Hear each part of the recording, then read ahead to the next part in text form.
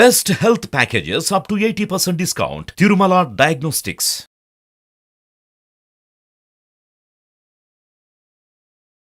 ఓం శ్రీ గురుభ్యో నమ. శ్రీ మహాగణాధిపతయ నమ. శ్రీమాత్రే నమ. కర్కటే పూర్వ ఫల్గుణ్యాం తులసీకాననోద్భవాం పాండ్యే విశ్వంభరాం గోదాం వందే శ్రీరంగనాయకీ.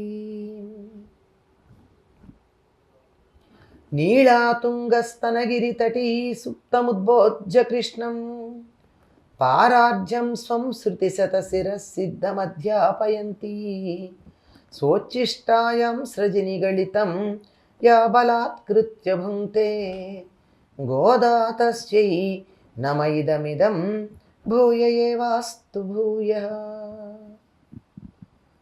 శ్రీ భూనీలా సమేత గోదారంగనాథ స్వామినే నమః.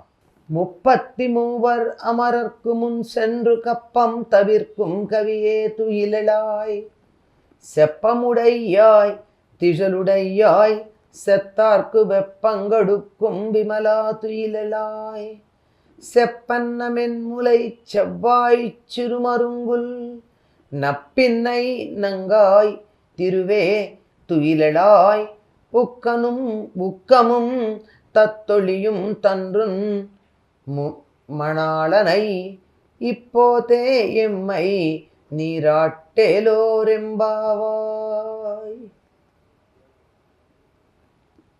గోదాదేవి 20వ నాటి బ్రాహ్మీ ముహూర్తంలో అప్పటికే నిద్రలేచి స్నానాధికాలు నిర్వర్తించుకుని చెలులను తనతో పాటుగా స్వామి సేవకు రమ్మని పిలుపునిచ్చి వారందరితో కలిసి బయలుదేరి వెళ్ళి అలా క్రమంగా వాళ్ళ యాత్ర బయలుదేరడం తగ్గించి మొదలుపెట్టి ఒక్కొక్కరిని ద్వారపాలకుల దగ్గర నుంచే నిద్ర లేపుకుంటూ అనుమతి అడిగి తీసుకుంటూ వచ్చి ఇంకా నీలాదేవి గుండెల మీద నిద్రిస్తూ ఉన్న కృష్ణుణ్ణి నిద్ర లేపితే ఇంకా వారిద్దరూ లేవల.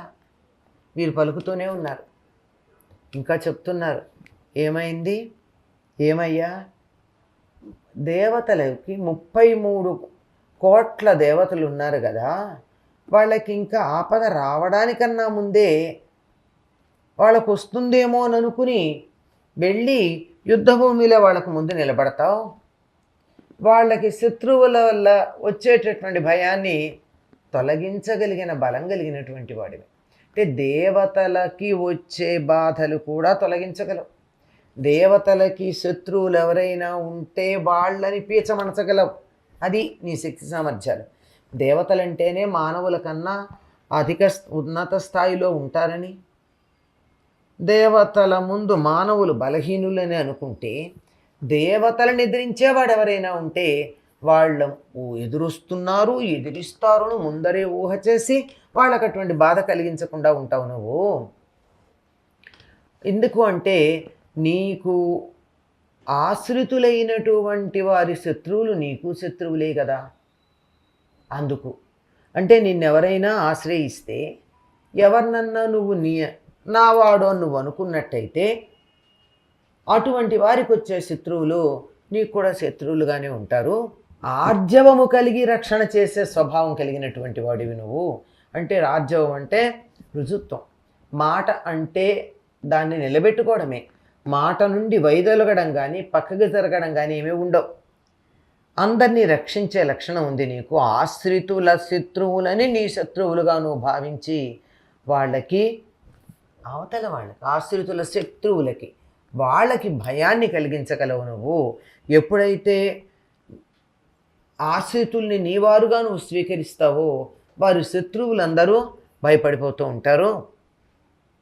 అటువంటి నిర్మలమైన మనస్సు కలిగినటువంటి శ్రీకృష్ణ, నువ్వు మేలుకో. అంటే నిన్నొక్కసారి ఎవరైనా ఆశ్రయించినట్టయితే, వాళ్ళని నా వాళ్ళు అని నువ్వు భావన చేసినట్టయితే ఇంకంతే, అసలు శత్రువులు ఉండరు వాళ్ళు. కృష్ణుడు ఎవరినైనా తనవాడు అనుకుంటే చాలు, వారికి శత్రువులు ఉండరు. ఎందుకంటే వాళ్ళని తన శత్రువులుగా భావించి నిర్మూలనం చేయడంలో నేర్పరాయన. కనుక నువ్వు నిర్మలుడివి, మేలుకోవలసింది. నువ్వు మేల్కోవాలంటే కావాల్సిందేమిటి? నిన్ను తన గుండెల మీద నిద్రపుచ్చుతూ ఉన్నటువంటి ఆ నీలాదేవిని కదా మేము వేడుకోవాలి. అందుకని నీలాదేవిని కూడా వేడుకుంటాము. ఆవిడ అనుగ్రహం ఉంటేనే, అమ్మవారి అనుగ్రహం ఉంటేనే అయ్యవారు ఎప్పుడైనా మన ఆదరించడం జరుగుతుంది. కనుక ఆవిడని అంటున్నారు, బంగారు కలశాల్లాంటి స్తనాలు కలిగినటువంటి దానా. అంటే స్త్రీ యొక్క మాతృత్వానికి సంకేతాలు స్తనములు. వాటికి తెలుగులో పేరు పాలెండ్లు. అంటే పిల్లలకి ఇవ్వబోయే పాలక్కడ ఉంటాయన్నమాట. అందువల్ల అవి ఎలా ఉన్నాయి, ఈవిడ బంగారు వర్ణంలో ఉంది కనుక ఒక్కొక్కటి ఒక్కొక్క కలసంలాగా ఉంది. ఎంత మంచి కాంట్రాస్ట్ అండి. నల్లని నిగనిగా మెరిసిపోయే నలుపు, ఆవిడ పచ్చని పసిమి. కనుక ఆ కాంతిలో ఈయన ప్రతిఫలించే అవకాశం కూడా ఉంది. మంచి స్తనములు కలిగి ఉన్నటువంటి దానా, దొండపండులాగా ఎర్రగా ఉన్నటువంటి పెదవి, సన్నని నడుము కలిగిన ఓ నీలాదేవి.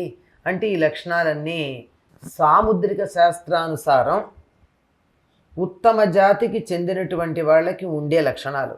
అటువంటి ఉత్తమ సాముద్రిక లక్షణాలు కలిగినటువంటి ఓ నీలాదేవి, పరిపూర్ణురాలా, నీవు పూర్తిగా నీ కోరిక తీరి వెలితి లేకుండా లోటు లేకుండా జీవితం అంతా అని నిండుగా ఉన్నటువంటి దానా,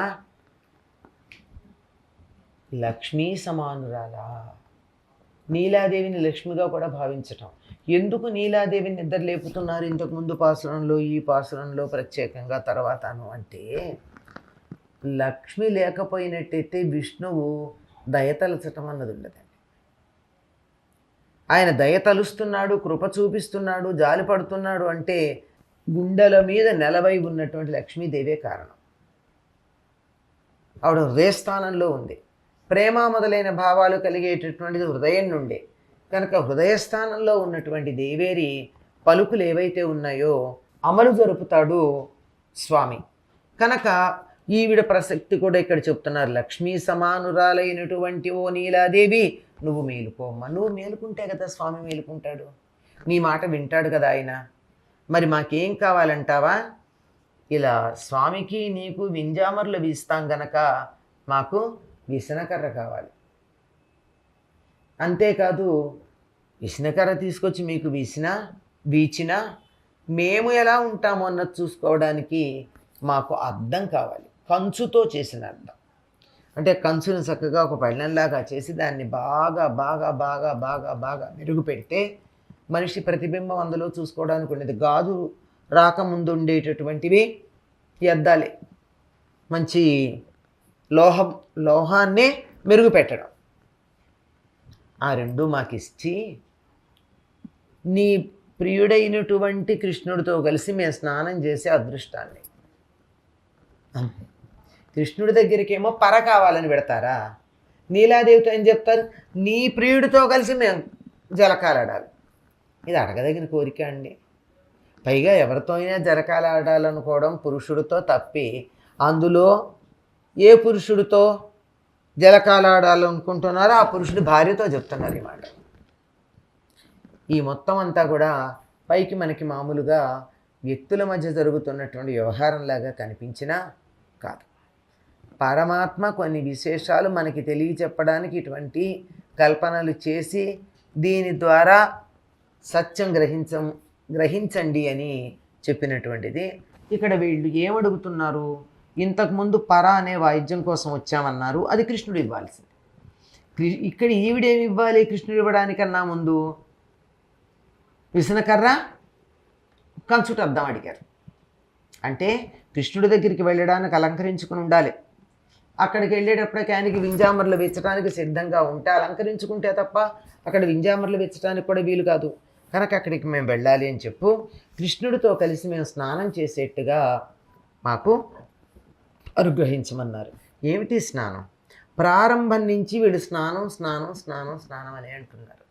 ఇంతకు ముందంతా చెప్పుకున్నాం, నీరాట పొద్దు వీరంటే మేము నీరాడడానికి వెళ్తున్నాము అని చెప్తున్నారు కదా.